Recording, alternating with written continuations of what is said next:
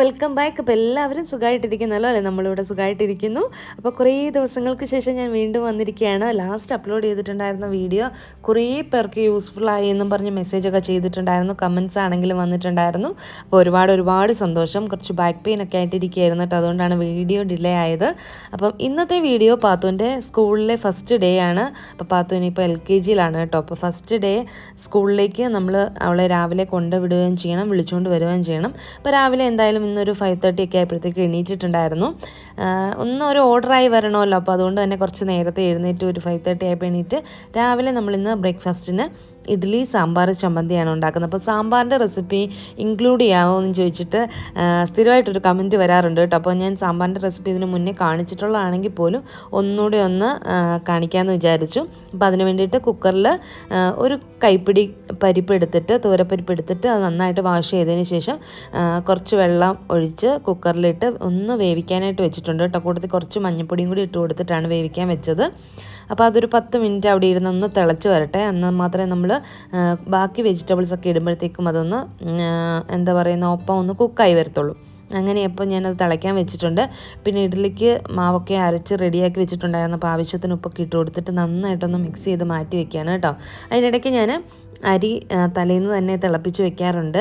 അത് തിളപ്പിച്ചത് റൈസ് കുക്കറിൽ നിന്ന് എടുത്ത് വെളിയിൽ വെച്ച് ഒന്നുകൂടെ തിളയ്ക്കാനായിട്ട് വെച്ചു. അതേപോലെ തന്നെ രാവിലത്തെ ജോലി എളുപ്പമാകാനായിട്ട് തലേന്ന് തന്നെ ഞാൻ പിറ്റേ ദിവസത്തേക്ക് കറി വെക്കുന്ന സാധനങ്ങളൊക്കെ പ്ലാൻ ചെയ്തിട്ടൊന്ന് കട്ട് ചെയ്ത് വെക്കാറുണ്ട്. അപ്പോൾ സാമ്പാറിനുള്ള കഷ്ണങ്ങളൊക്കെ ഞാൻ കട്ട് ചെയ്ത് വെച്ചിട്ടുണ്ടായിരുന്നു. നിങ്ങളുടെ കയ്യിൽ അവൈലബിൾ ആയിട്ടുള്ള വെജിറ്റബിൾസൊക്കെ ആഡ് ചെയ്യാം. സാമ്പാറിന് ഉപയോഗിക്കുന്ന വെജിറ്റബിൾസ് ഞാനിപ്പോൾ മത്തങ്ങ, വഴുതനങ്ങ, പടവലങ്ങ, വെള്ളരിക്ക, ക്യാരറ്റ്, ഉരുളക്കിഴങ്ങ്, അതിൻ്റെ കൂട്ടത്തിൽ ഒരു കുഞ്ഞ് സവോളയും കൂടെ ചേർത്തിട്ടുണ്ടായിരുന്നു. അപ്പോൾ അതെല്ലാം കൂടെ അരിഞ്ഞ് വെച്ചിട്ടുള്ളത് ഇട്ടിട്ട് അതിൻ്റെ കൂട്ടത്തിൽ ആവശ്യത്തിന് ഉപ്പും അതുപോലെ തന്നെ കുറച്ച് കായപ്പൊടിയും കൂടി ഇട്ടിട്ട് നന്നായിട്ടൊന്ന് മിക്സ് ചെയ്ത് കൊടുക്കുകയാണ് കേട്ടോ. അപ്പം വെള്ളം എത്ര വേണമെന്ന് നിങ്ങൾ എത്രമാത്രം ഒരു കൺസിസ്റ്റൻസിയിലാണ് സാമ്പാർ എടുക്കുന്നത് അതനുസരിച്ചിട്ട് വെള്ളം ഒഴിച്ച് കൊടുക്കുക. എന്നിട്ട് അടപ്പ് വെച്ച് മൂടി വെച്ചിട്ട് ഒരു 2-3 വിസിൽ, ഞാനിപ്പോൾ 3 വിസിൽ അടിക്കുമ്പോഴാണ് എനിക്ക് കറക്റ്റ് വെന്ത് കിട്ടുന്നത്. അപ്പോൾ നിങ്ങളുടെ കുക്കറിനനുസരിച്ചിട്ട് നിങ്ങൾ 2-3 വിസിൽ അടുപ്പിച്ചിട്ട് മാറ്റി വയ്ക്കുക. അപ്പം ഞാൻ ആ ജോലികൾ ചെയ്യുന്നതിനിടയ്ക്ക് ദിനു എണീറ്റ് റെഡിയായി ഒരു 6 മണി ആയപ്പോഴത്തേക്കും നടക്കാനായിട്ട് പോവാണ് കേട്ടോ. പിന്നെ ഇപ്പോൾ നമുക്ക് പെട്ടെന്ന് തന്നെ വെളിച്ചം വീഴുന്നുണ്ട്. അതുകൊണ്ട് തന്നെ നമ്മൾ വിചാരിക്കും പെട്ടെന്ന് ഒത്തിരി സമയമായെന്ന്. പക്ഷേ അല്ല, പെട്ടെന്ന് വെളിച്ചം വീഴുന്നതാണ്. അങ്ങനെ ദിനു പോയി കഴിഞ്ഞപ്പോഴത്തേക്കും പാത്തുവിന് ഞാനിന്ന് കൊണ്ടുപോകാനായിട്ട് പനീർ ഫ്രൈ ഉണ്ടാക്കി കൊടുക്കുന്നുണ്ട്. അപ്പോൾ പനീർ അവൾക്ക് ഭയങ്കര ഇഷ്ടമുള്ളൊരു സാധനമാണ്. അപ്പോൾ അതുകൊണ്ട് തന്നെ പനീർ ഫ്രൈ ഉണ്ടാക്കി കൊടുക്കാമെന്ന് വിചാരിച്ചു. അതിന് വേണ്ടിയിട്ട് ഒരു 1/2 ടീസ്പൂൺ ഇഞ്ചി വെളുത്തുള്ളി paste, 1 teaspoon Kashmiri chilli powder, 1.5 teaspoon വരെ എടുക്കാം. അതിന് കൊടുത്ത് കുറച്ച് കുരുമുളക് പൊടിയും കുറച്ച് ഗരം മസാല ഇട്ടിട്ടുണ്ട്. ആവശ്യത്തിന് ഉപ്പ്, ഒരുപാട് മസാലയൊന്നും ഇട്ട് മിക്സ് ചെയ്യുന്നില്ല. അപ്പോൾ ഇത്ര മാത്രം ഉപയോഗിച്ചിട്ട് നന്നായിട്ടൊന്ന് പേസ്റ്റ് പരുവത്തിൽ, കുറച്ച് വെള്ളം കൂടെ ഒഴിച്ചിട്ടൊന്ന് പേസ്റ്റ് പരുവത്തിലാക്കിയിട്ട് ഓരോ പനീറിൻ്റെ പീസസിലും അതിലൊന്ന് തേച്ച് പിടിപ്പിക്കാം. അങ്ങനെ ഒന്ന് തേച്ച് പിടിപ്പിച്ചതിന് ശേഷം ഒരു 10-15 മിനിറ്റ് നമുക്കിത് മാറ്റി വയ്ക്കാം. തലേന്ന് തന്നെ ഇങ്ങനെ മാരിനേറ്റ് ചെയ്ത് വെക്കുകയാണെങ്കിൽ നന്നായിരിക്കും. എനിക്ക് തലേന്ന് മാരിനേറ്റ് ചെയ്ത് വെക്കാനായിട്ട് പറ്റിയില്ലായിരുന്നു. അപ്പോൾ ഞാൻ രാവിലെ തന്നെ ഒന്ന് മാരിനേറ്റ് ചെയ്ത് വെച്ചിട്ടുണ്ട്. എന്നിട്ട് അതവിടെ മാറ്റി വെച്ചു. ഇനിയിപ്പം സാമ്പാറിന് കുക്കറൊക്കെ അവിടെ വിസിലടിച്ച് മാറ്റി വെച്ചിട്ടുണ്ടായിരുന്നു. ഇനിയിപ്പോൾ ഇതിന് വേണ്ടിയിട്ടുള്ള കൊച്ചുള്ളി, വെണ്ടയ്ക്ക, മുരിങ്ങയ്ക്ക ഇതൊന്ന് ഞാൻ വഴറ്റിയെടുക്കുകയാണ്. മുരിങ്ങയ്ക്കൊക്കെ നമ്മൾ അതിനകത്ത് തന്നെ ഇട്ട് വേവിച്ച് കഴിയുമ്പോഴത്തേക്കും അത് ഫുള്ളായിട്ട് അങ്ങ് ഉടഞ്ഞു പോകും. അതുകൊണ്ടാണ് ഞാൻ ഇങ്ങനെ സെപ്പറേറ്റ് ഒന്ന് വഴറ്റിയെടുക്കുന്നത്. ഒരു പാൻ വെച്ച് കുറച്ച് വെളിച്ചെണ്ണ ഒഴിച്ച് അതിനകത്തോട്ട് കുറച്ച് കൊച്ചുള്ളിയും അതുപോലെ തന്നെ ഒരു 5-6 വെണ്ടയ്ക്കായും 2 മുരിങ്ങയ്ക്കായും കൂടെ എടുത്തിട്ട് നന്നായിട്ടൊന്ന് വഴറ്റിയെടുക്കുകയാണ്. പിന്നെ ഈ സാമ്പാറൊക്കെ ഉപയോഗിക്കുമ്പം ഗ്യാസിൻ്റെ പ്രശ്നം വരുവാണെന്നുണ്ടെങ്കിൽ നിങ്ങൾ ഒരു ചെറിയ വെളുത്തുള്ളി, ടേസ്റ്റ് വ്യത്യാസം ഒന്നും ഉണ്ടാവില്ല. ഞാൻ സ്ഥിരമായിട്ട് വെളുത്തുള്ളി ചേർക്കുന്നതാണ്. അപ്പോൾ ഒരു വെളുത്തുള്ളി കുഞ്ഞായിട്ട് അരിഞ്ഞിട്ട് ഞാൻ അതിനകത്ത് ഇട്ട് കൊടുത്തിട്ട് ആ കൊടുത്ത് തന്നെ ഒന്ന് വഴറ്റിയെടുക്കുകയാണ് കേട്ടോ. അപ്പം അതവിടെ ഇരുന്നൊന്ന് വഴണ്ട് വരുമ്പോഴത്തേക്കും ഇഡ്ഡലി കുട്ടകം വെച്ചിട്ട് അതിനകത്ത് വെള്ളം തിളച്ച് വന്നപ്പം നമ്മുടെ ഇഡ്ഡലി തട്ട് എണ്ണയൊക്കെ തേച്ച് ഇറക്കി വെച്ച്, അപ്പോൾ ഇഡ്ഡലി ഉണ്ടാക്കുമ്പോൾ നിങ്ങൾ ആ ഒരു തട്ട് ഇറക്കി വെച്ച് അതിലൊന്ന് ആവി കയറിയതിന് ശേഷം മാവ് ഒഴിക്കുക കേട്ടോ.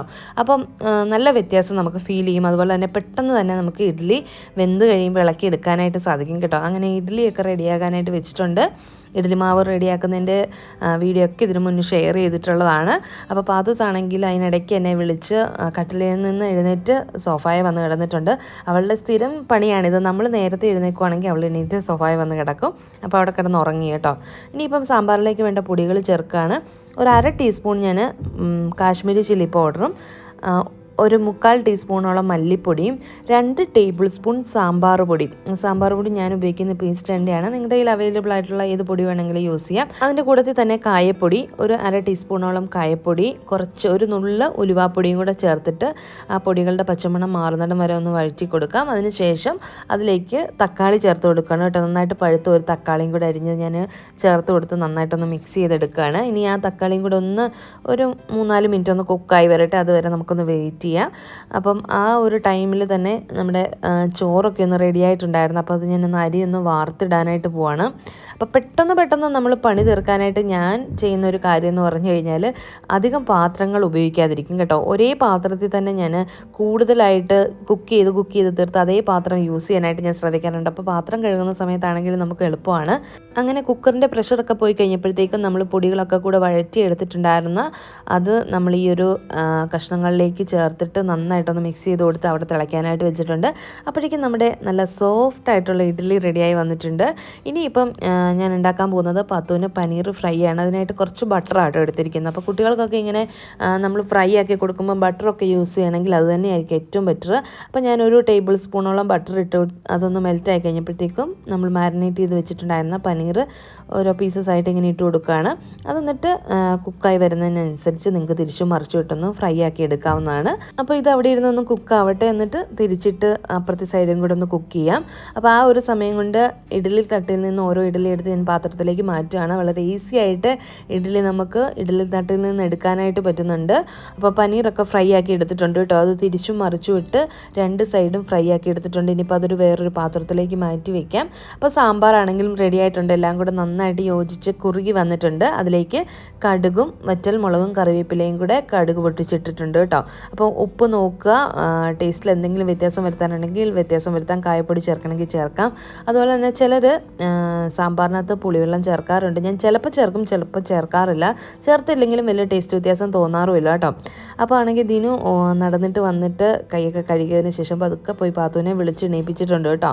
അപ്പോൾ രാവിലെ എണീപ്പിച്ച് കൊണ്ടുപോകുന്നതാണ് നമുക്ക് ഏറ്റവും വലിയൊരു ബുദ്ധിമുട്ടെന്ന് പറഞ്ഞാൽ ഉറക്കത്തിൽ നിന്നൊന്ന് എണീപ്പിച്ച് ആ ഒരു പോകാനുള്ള മൂഡിലേക്ക് ആക്കി എടുക്കുക എന്നുള്ളത്. ഫസ്റ്റ് ഡേ ഒക്കെ ആയതുകൊണ്ട് വളരെ ഹാപ്പി ആയിട്ടൊക്കെ എഴുന്നേറ്റിട്ടുണ്ട്. അപ്പോൾ ഇന്ന് നമ്മൾ കൊണ്ടുവിടണം. അപ്പോൾ അതുകൊണ്ട് തന്നെ അതൊക്കെ ഓർത്ത് ആൾ നല്ല ഹാപ്പി ആയിട്ട് എണീറ്റ് പല്ല് തേച്ചിട്ടൊക്കെ വരാമെന്നും പറഞ്ഞിട്ട് പോയി പല്ല് തേക്കാണ്. അപ്പോൾ ദിനു രാവിലെ ബ്രഷ് ചെയ്യിപ്പിക്കുകയാണ് കേട്ടോ. എന്തിനാ പ്രാർത്ഥിക്കുന്നത്? ഓക്കെ. പിന്നെ സ്കൂളിൽ ഏത് ക്ലാസ്സിലാ?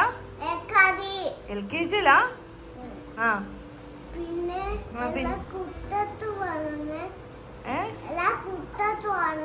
കുളിച്ചിട്ട് വരാവോ? കുളിക്കാൻ പോവാ? ബാ. അപ്പോൾ എൻ്റെ കുക്കിംഗ് എല്ലാം കഴിഞ്ഞിട്ടുണ്ട്. അപ്പം തലേന്ന് രാത്രിയിൽ ഞാൻ ഉണ്ടാക്കി വെച്ചിട്ടുണ്ടായിരുന്ന ഇറച്ചി ഉണ്ടായിരുന്നു. അപ്പോൾ അതൊന്ന് ഫ്രൈ ആക്കി എടുത്തു. അപ്പോൾ സാമ്പാറും ഇതുമാണ് ലഞ്ചിന് കൊടുത്തു വിടുന്നത്. അപ്പോൾ പിന്നെ ഇഡ്ഡലിയും ചമ്മന്തി സാമ്പാർ അങ്ങനെ എല്ലാം കുക്കിംഗ് എല്ലാം കഴിഞ്ഞു.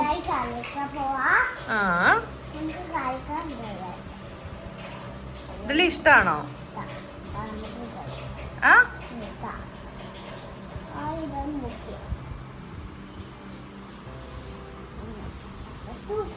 സൂപ്പറാ.